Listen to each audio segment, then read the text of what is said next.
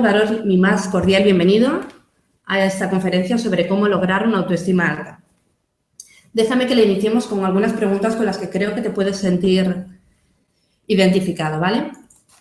Por ejemplo, ¿alguna vez has tenido la sensación de que tu autoestima no estaba en su nivel más óptimo? ¿Has intentado fortalecerla, pero no sabes cómo hacerlo? ¿Te gustaría aprender a sacarte el máximo partido a ti mismo? Si tu respuesta es sí, estás en el sitio adecuado. Dado que hoy vamos a conseguir una serie de cosas importantes. Por un lado, vamos a saber qué es la autoestima en realidad, cuáles son sus componentes y, lo que es más interesante, cómo podemos influir sobre sus componentes para fortalecerla y lograr una autoestima alta. Pero para ello vas a necesitar un factor que es totalmente indispensable, que es la motivación. Seamos serios. Si queremos fortalecer nuestra autoestima, nos va a llevar esfuerzo, especialmente al principio, pero es un esfuerzo que va a merecer la pena. Y dado que no nos supondrá adquirir nuevos hábitos, debemos estar motivados para lograrlo. Bueno, como yo sé que tú sí que estás motivado, de hecho estás invirtiendo tu tiempo de esta tarde para estar aquí mejorando tu autoestima, vamos a empezar directamente con ella, ¿vale? Vamos a ver qué es esto de la autoestima de lo que te vengo yo a hablar. Tranquilo. A ver, lo primero es decirte que no te voy a empezar a listar un montón de definiciones sobre qué es la autoestima, qué no es la autoestima. Para eso ya está la Wikipedia y siempre que quieras, pues accedes en el ordenador y le echas un vistazo. Lo que quiero decirte es algo un poco más serio. Es que, a pesar de los muchísimos estudios y debates que la autoestima ha generado, a día de hoy los psicólogos no tenemos una definición unánime del concepto de autoestima. De hecho, tú dirás, bueno, Ana, ¿cómo me vas a hablar de la autoestima si no sabes ni siquiera definirla? ¿No sabes qué es la autoestima? Sí, el problema es que hay tantas definiciones, tantos estudios de autoestima que no llegan a un acuerdo concreto de qué debe incluir y qué no debe incluir. Sin embargo, lo cierto es que, aunque no existe este acuerdo en la definición exacta, la mayoría de los investigadores parecen coincidir en varios aspectos que son los que yo quiero que tú recalques y con los que quiero que te quedes esta noche, ¿vale? Por ejemplo, la autoestima es la visión más profunda que tenemos de nosotros mismos. De hecho, se relaciona directamente con el sentimiento íntimo y personal sobre uno mismo. Se relaciona con nuestras percepciones, pensamientos, sentimientos y comportamientos. Por ello, constituye un factor importante para el ajuste emocional, cognitivo y práctico de cada persona. Ahora viene aquí la parte que más me gusta o la parte que considero es más importante. La autoestima es un concepto gradual y dinámico que evoluciona por la influencia de factores externos e internos en base a nuestras experiencias. ¿Qué quiero decir con esto? A ver, quizás, como te digo, es la parte más importante. No se trata de que tengamos o de que no tengamos autoestima. Todos tenemos autoestima. Lo que ocurre es que la tenemos en diferente grado. Imagínate una línea continua.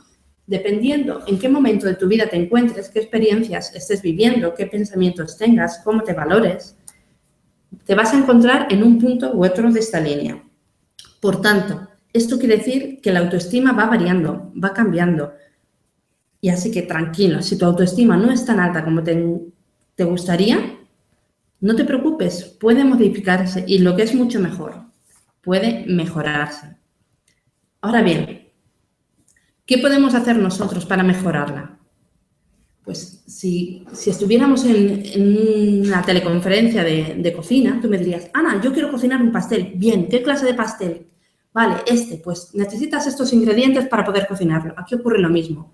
Ya sabes qué clase de pastel que es el que quieres hacer, es decir, quieres tener una autoestima fuerte. Lo que necesitas ahora es saber qué ingredientes vas a tener, sobre qué ingredientes vamos a trabajar.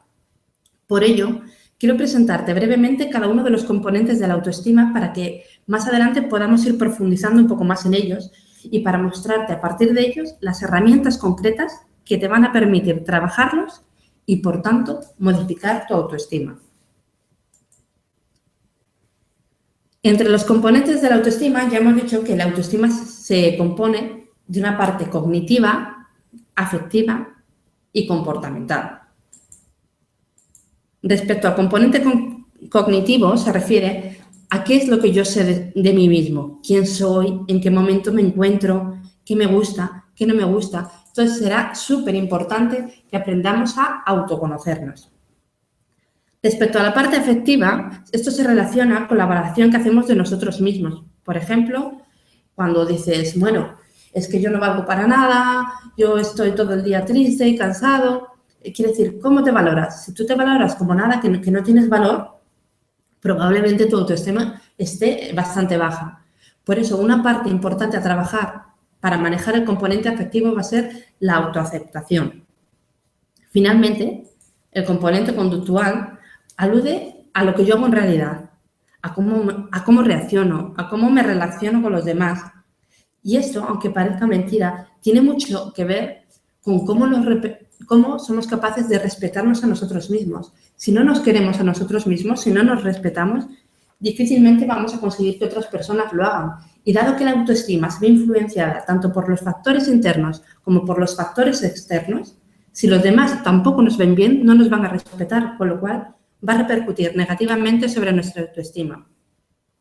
Pero claro, Ana, sí, las acciones sobre el papel siempre parecen muy fáciles.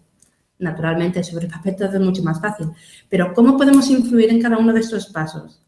¿Qué podemos hacer para fortalecernos y avanzar por cada uno de estos peldaños? Bueno, para ello, para poder conseguirlo, lo vamos a hacer gracias a nuestras decisiones. Debemos estar dispuestos a trabajar para conseguirlo. Por eso te insistí antes en que tienes que estar motivado. Es un camino que puede parecer empinado, sobre todo en función de en qué parte de tu vida te encuentres, pero es un camino que de verdad merece la pena recorrer y que te animo a que recorras. Ahora bien, para que podamos entender cómo se relacionan estos componentes, el cognitivo, el afectivo y el motor, quiero que cojas lápiz y papel. Si no me estoy volviendo loca, quiero que cojas lápiz y papel y que dibujes un perro. No importa si tus dotes artísticas son muy buenas, si no lo son, si crees que eres un desastre con el dibujo, no importa. Lo importante ahora mismo es que imagines un perro y que lo dibujes. Te doy un momento, ¿vale? ¿Sí? ¿Lo tienes? ¿Has conseguido un papel para dibujarlo? ¿Ya está? Bien. Ahora dime, ¿cómo es tu dibujo? ¿Cómo es el perro que has dibujado? ¿Qué actitud tiene? Pues seguramente algunos habrán pintado perros de raza grande, otros caniches, algunos serán agresivos, otros habrán pintado un perro más mimoso, pero ¿cómo es el tuyo? ¿Cómo es el perro que tú has dibujado? Hay muchísimas formas de dibujar un perro. Y sin embargo, no dejan de ser perros. Todos ellos son perros. El prototipo de perro que tú has dibujado se corresponde con tus experiencias y con tus pensamientos y emociones sobre este animal. Me explico. Si tienes, por ejemplo, un caniche, posiblemente te haya venido esta raza de perro antes a la cabeza y hayas tratado de dibujarla. De hecho, si te encanta tu caniche y le mimas mucho y piensas que es un animal de compañía fantástico, lo hayas dibujado en una actitud tranquila o graciosa y divertida. Si por el contrario, eres de los que no les gustan nada los perros y encima tu vecina tiene un perro que no para de ladrarte en el ascensor, muy probablemente el concepto que tú tienes de los perros es totalmente distinto y quizás lo hayas dibujado pues, con una actitud más agresiva. Lo importante aquí no es cómo es tu dibujo. Lo que quiero es que te des cuenta de que guardas un prototipo en tu cabeza de cómo crees que es un perro. Y aunque en realidad tú tienes el prototipo, existen muchas otras versiones, una realidad mucho más amplia sobre qué es o qué no es un perro. ¿Por qué te digo esto? Porque nuestra mente tiene prototipos de todo lo que nos rodea. Tiene un prototipo de cómo es una silla, de cómo es una casa, de cómo es, no sé, un elefante. Y también tiene un prototipo de cómo son las personas y de cómo eres tú en realidad. Y este prototipo es lo que está forjando tu autoestima. Depende de lo que tú pienses de ti, cómo te valores y cómo veas, cómo te comportas, si existe o no congruencia con tus actos. Así vas a ir formando tu propio prototipo, tu propia autoestima. Entonces, cuando planeamos fortalecer nuestra autoestima, debemos conocer primero ciertos detalles de nosotros mismos. Debemos saber cómo es nuestro prototipo y debemos contrastarlo con la realidad, que como hemos visto es bastante más amplia. De hecho, necesitarás conocerte bien, saber, por ejemplo, cuáles son tus gustos, tus preferencias, cuáles son tus valores, tus creencias, tus objetivos. Y es que, aunque no te hayas parado a pensarlo, existen muchas partes de ti que no conoces. ¿Sabes, por ejemplo, cuáles son tus gestos más frecuentes? ¿Cuáles son tus rasgos faciales cuando sonríes? ¿Sabes cuál es tu forma de caminar? ¿En qué piensas más a menudo? Lo cierto es que existen muchísimas versiones de ti. Cada persona que te conoce tiene un concepto diferente de ti. Por ejemplo, no es lo mismo una persona que te conoce porque ibas al colegio con él, te conoce desde la infancia, que al revés, que tu propio hijo o los compañeros de tu hijo del cole. Desde luego, los dos van a tener un concepto totalmente distinto de ti. Por eso, debes preguntarte, ¿sabes quién eres? Es muy probable que necesites actualizar tus datos.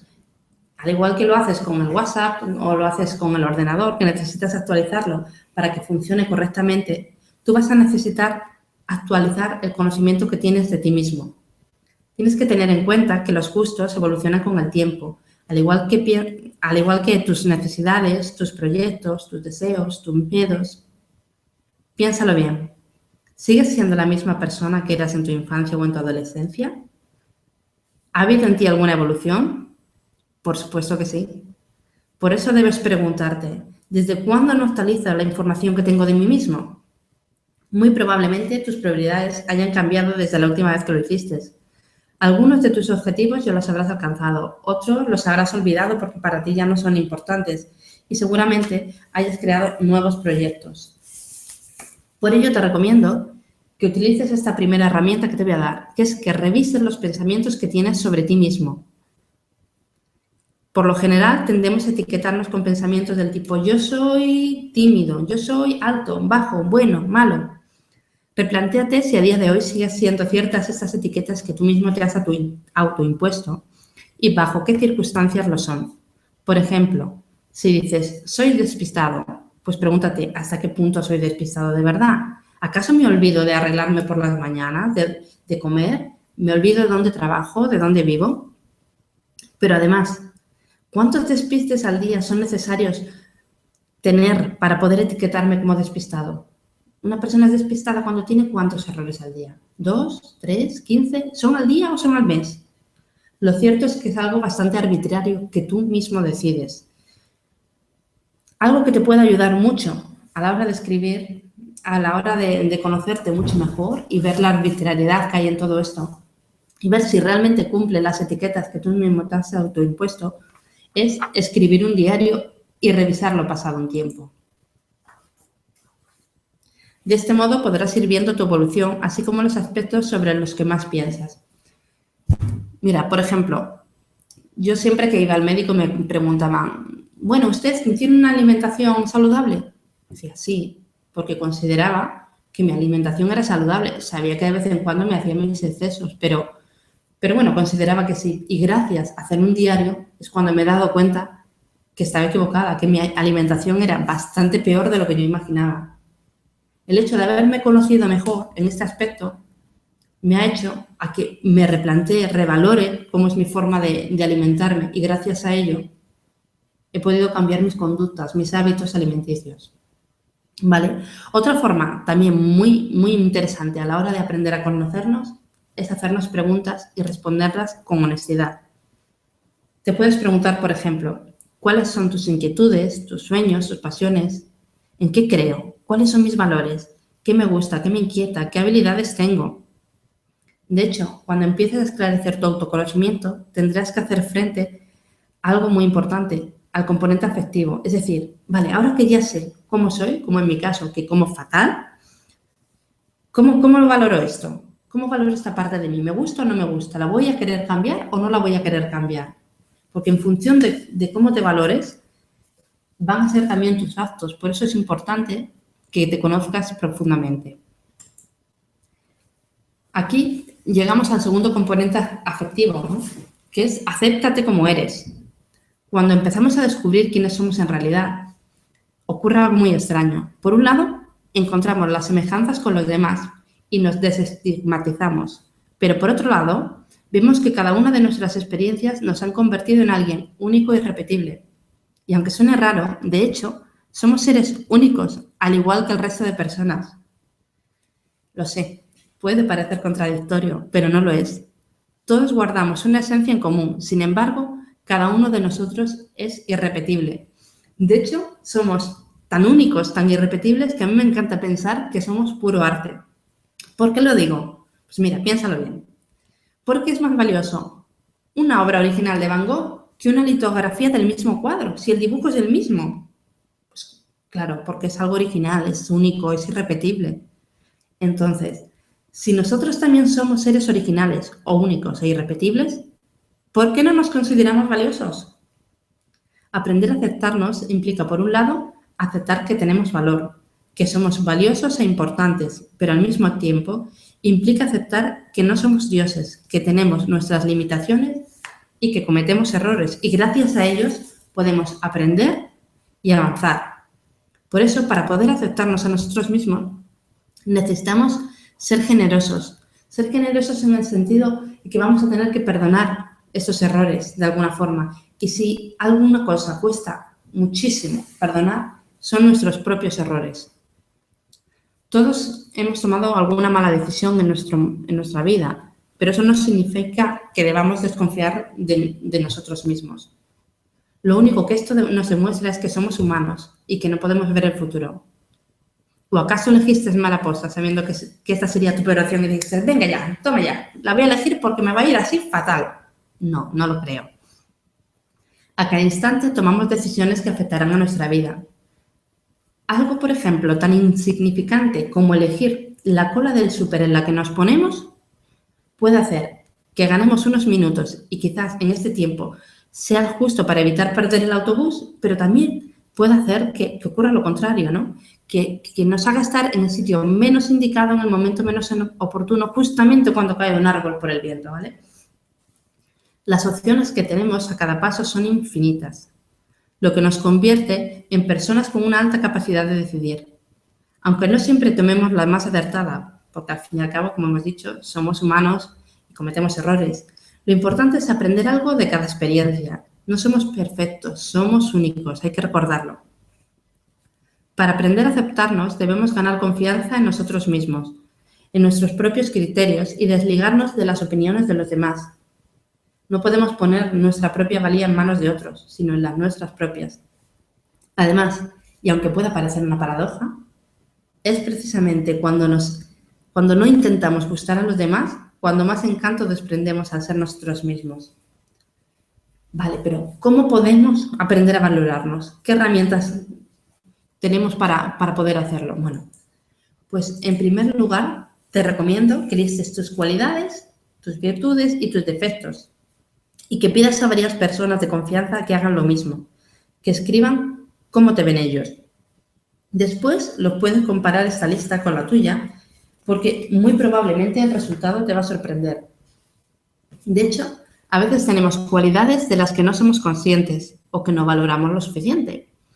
Las tenemos desde hace tiempo y de forma tan arraigada en nosotros que no le damos la importancia hasta que otros nos dicen, oye, es que tú eres muy buena en esto o esto se te da fenomenal. Y dices, ahí va, pero es que lo tengo de toda la vida, no me había dado ni cuenta. Pero como he dicho, también es importante que veamos y conozcamos nuestros puntos débiles. Así, de este modo, podremos actuar en consecuencia. En el ejemplo que te puse antes, gracias a que comprendí que me estaba alimentando mal, he podido emprender acciones que me están ayudando a corregir esto, ¿no? A corregirlo y empezar a alimentarme bien. Quiero recalcar en esto que últimamente hay mucha gente que nos están intentando convencer de que si nos esforzamos muchísimo, muchísimo en algo, lo vamos a conseguir seguro. Sin embargo, eso no es del todo cierto, tiene sus matices. Por ejemplo, quizás seas un apasionado del básquet. Te encanta jugar, no se te da nada mal. Pero, hombre, si apenas mides 1,60, va a ser bastante difícil que llegues a la NBA. Tu altura no es un defecto en sí, o sea, te vale para muchas otras cosas. Sin embargo, puede ser un punto débil para trabajar en la NBA. Dado que no puedes estirarte por mucho que te esfuerces, por mucho que lo intentes, no vas a poder alcanzar los 2 metros, vas a tener que ajustar tus objetivos. Entonces, conocer este pequeño fallo, por decirlo de alguna manera, te va a ayudar a ajustar tus objetivos. No hacer que te obceques con llegar a la NBA, sino que puedas seguir disfrutando de tu pasión, del baloncesto. De hecho, la puedes seguir disfrutando en una liga de trabajo, en una liga del barrio, jugando con amigos, porque quizás la NBA solo puedas acceder como entrenador. Por tanto, solo si conoces tus limitaciones puedes enfocarte correctamente. La siguiente estrategia que te servirá para manejar este componente afectivo consiste en dejar atrás tus complejos. Acostúmbrate a mirarte al espejo y a perder el miedo al ridículo. Por un lado, respecto a tus complejos físicos, decirte que mirarte al espejo con mayor frecuencia puede ser una herramienta súper importante, dado que cuando algo nos resulta más conocido, lo vemos más agradable y positivo. ¿Te has fijado que cuando te enamoras ves a tu pareja mucho más guapa? ¿Por qué crees que ocurre? Por la frecuencia. Te has acostumbrado a su cara, a sus detalles, a sus matices. Es bueno que tú aceptes también tu cuerpo y que conozcas tus expresiones y tus gestos. Como suele decirse, la belleza depende un 10% de la propia naturaleza, pero un 90% de los ojos que la miran. Lo que para ti puede ser un rasgo horrible del que te avergüenzas, para otros puede ser algo digno de admirar. Mira, un ejemplo que he oído hace poco es que Shakira, por lo visto, estaba un poco obsesionada con su culo, con su trasero. A ella no le gustaba y estaba pensando, incluso se estaba planteando operarse. Sin embargo, al final creo que no lo hizo y a día de hoy es uno de los más admirados, ¿no? O sea, realmente la percepción depende más del que mira que de otra cosa, ¿no? La belleza. Respecto al otro componente, a los complejos, aquellos que se relacionan con el miedo al ridículo, te recomiendo que lo trabajes de una forma sutil, exponiéndote poco a poco. Dado que el miedo al ridículo lo único que hace es restarte nuevas experiencias. Por ejemplo, ¿cómo te puedes exponer? Pues si te avergüenza conocer nuevas personas de otro sexo, por ejemplo, puedes comenzar a interactuar con alguna de ellas en situaciones más o menos controladas, como preguntándoles por una dirección o dónde hay algún producto en el súper. Por tanto, fuera complejos y más acción. Finalmente, la última estrategia para aprender a valorarte es algo sumamente sencillo, que es enumerar tus éxitos del pasado. Enumerar también los momentos en los que te has sentido verdaderamente orgulloso de ti. No importa si es porque cocinaste un magnífico plato, o fuiste capaz de lograr un título universitario, o llegaste el primero en una carrera. Lo importante es que aprecies que tienes logros a tus espaldas y que todos ellos te están haciendo ser valioso. Respecto al tercer componente, el componente conductual, es importante que aprendamos a controlar nuestras reacciones y aprendamos a respetarnos a nosotros mismos. Difícilmente podemos hacer que otros nos respeten si nosotros no nos respetamos. Hay un dicho popular que dice, así te muestras, así te trato. Por tanto, cuanto mejor te muestres, cuanto más te gustes a ti mismo, más posible es que desprendas esa riqueza ante los demás y que mejor te traten. Debemos respetarnos en el más amplio sentido de la palabra. Debemos cuidar nuestro cuerpo, las palabras que nos decimos a nosotros mismos. Debemos cuidarnos a la hora de interactuar con otros para evitar que nos pisoteen. Que debemos evitar regalar nuestros derechos por presión social. De hecho, quiero preguntarte, ¿te respetas en todos los sentidos?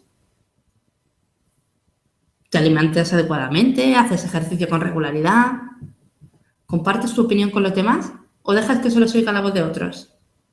¿Te cuesta pararle los pies a otros y decirles, no, basta, hasta aquí? Como estamos entre amigos, te voy a confesar una cosa. Es muy difícil respetarse en todos los sentidos.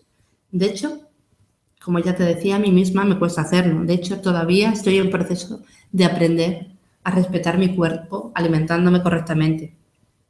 Por lo general, la pereza, la falta de habilidad, los malos hábitos, el miedo, la falta de confianza, todos estos suelen ser factores que pueden hacer que no nos respetemos como cabría esperar.